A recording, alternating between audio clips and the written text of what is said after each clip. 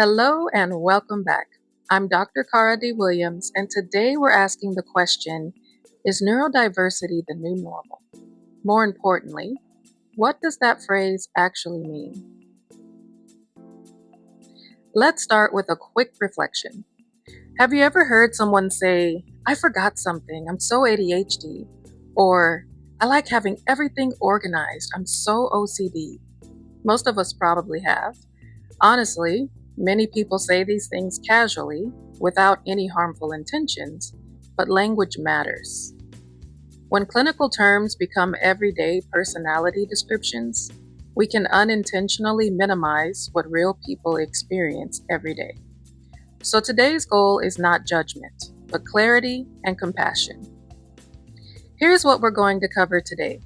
First, the foundations of neurodiversity. Then we'll discuss how labels became so popular. Next, what happens when diagnosis becomes watered down? And finally, how we move forward towards a more balanced understanding. Let's begin with the foundations of neurodiversity. The term neurodiversity was introduced by sociologist Judy Singer in the late 1900s. The idea was powerful. Human brains are naturally diverse. Some people process information differently, some communicate differently, some learn differently. These differences should not automatically be viewed as deficits. Originally, the movement heavily focused on autism, but over time, the term expanded to include ADHD, dyslexia, anxiety disorders, OCD, and more. The original goal was to reduce stigma, not erase diagnosis. That distinction matters. There's a difference between people deserve dignity regardless of diagnosis and everyone has the diagnosis. Those are not the same thing. So I ask you, has the meaning of neurodiversity expanded or become blurred? Put your thoughts in the comments. Now here's a very brief history of diagnosis. It's interesting that many labels have evolved significantly over time. ADHD used to be called minimal brain dysfunction. Autism was first described in the 1940s as a modern spectrum concept. OCD was once misunderstood as superstition or weakness. Learning disabilities weren't formally recognized in the United States education law until 1975. So yes, increased diagnosis rates are partly due to improved awareness and expanded understanding. That's a good thing. But with broader awareness also comes confusion. That's where today's conversation becomes important. Traits versus diagnoses. This is probably one of the most important slides in the entire presentation. Having traits does not automatically mean having a disorder. Everyone forgets things sometimes. Everyone gets anxious sometimes. Everyone prefers certain routines sometimes. Diagnosis involves persistent patterns that significantly impact daily functioning across multiple settings. For example, liking organization is not the same as OCD. Needing quiet to focus is not automatically ADHD. Feeling tired does not instantly mean one has diabetes. And talking to oneself is not a diagnosis for schizophrenia. A clinical diagnosis involves chronic impairment, not isolated moments. Accuracy matters because accurate identification helps people receive the right support. Now let's talk about how labels became so mainstream. The rise of self-diagnosis culture. Social media changed everything. Platforms like TikTok, Instagram, and YouTube made mental health conversations more visible than ever before. In many ways, that visibility helped people feel less alone. That's important. People who struggled silently for years finally saw language that described their experiences. But there's another side to this. Online symptom lists and short-form videos can sometimes oversimplify incredibly complex conditions. A 30-second clip cannot replace a comprehensive evaluation, and algorithms reward relatability. So suddenly, normal human experiences begin sounding clinical. Awareness is good, but accuracy is better. When every trait becomes a label. This is where nuance becomes really important. Being forgetful is not automatically executive dysfunction. Preferring routines is not automatically autism. Being neat is not automatically OCD. Feeling worried is not automatically an anxiety disorder. And struggling with academics does not automatically mean you have a learning disorder. The key idea here is this: labels describe patterns of impairment, not temporary moments of behavior. Many people are searching for explanations, identity, belonging, or understanding. That desire is deeply human. But we also have to be careful not to pathologize ordinary human experiences. Awareness can absolutely help. It reduces shame, it encourages empathy, it helps families seek support earlier, but awareness without accuracy can also create problems. When every experience becomes medicalized, real conditions can lose meaning.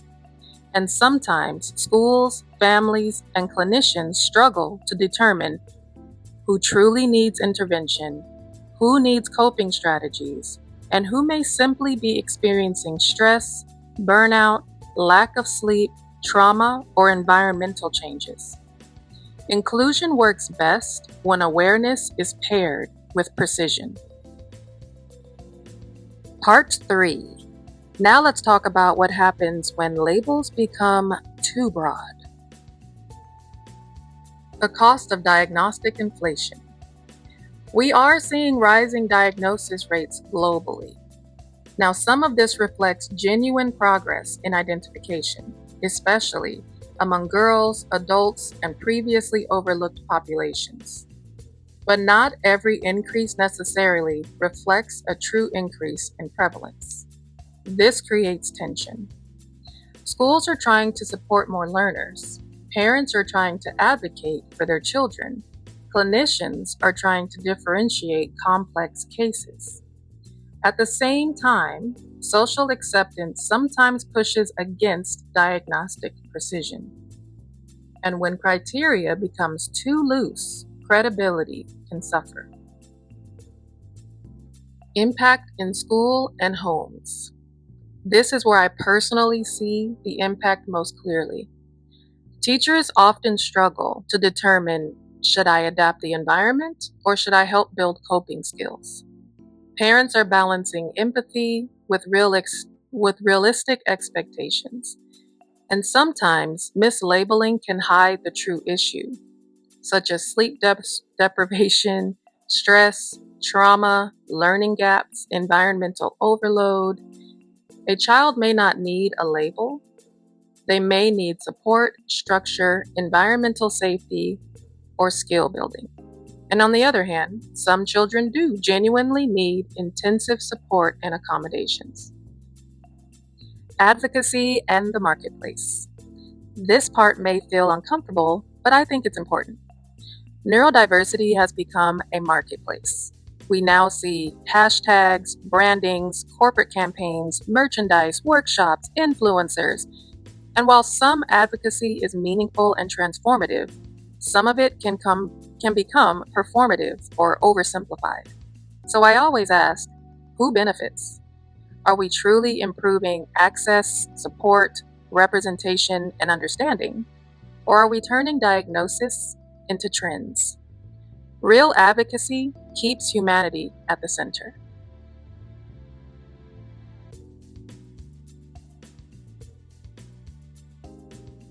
Part 4. Where do we go from here? How do we get towards a balanced understanding? Balance starts with respecting realities and strengths.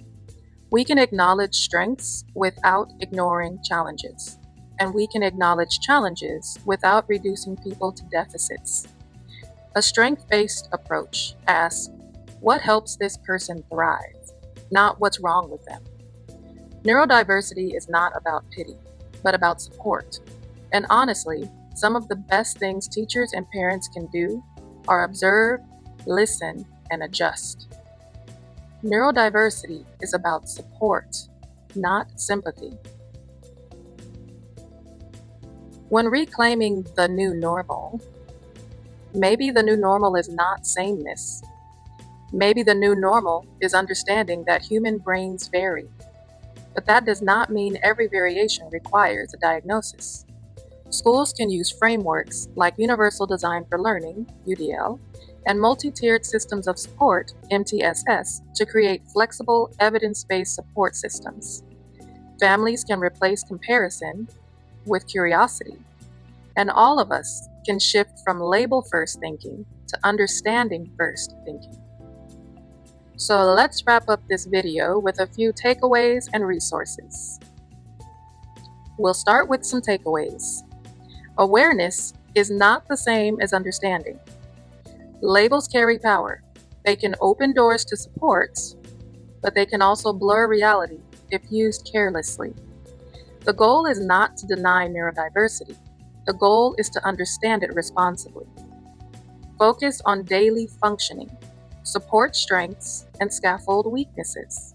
Finally, remember, real inclusion requires both empathy and precision. Now, if this topic interests you, here are a few books and resources I highly recommend exploring.